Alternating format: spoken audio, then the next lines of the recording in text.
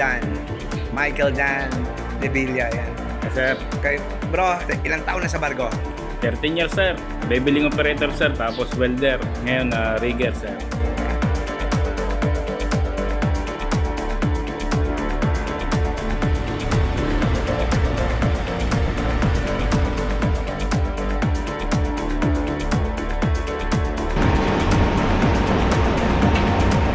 Ano nagtulak sa'yo?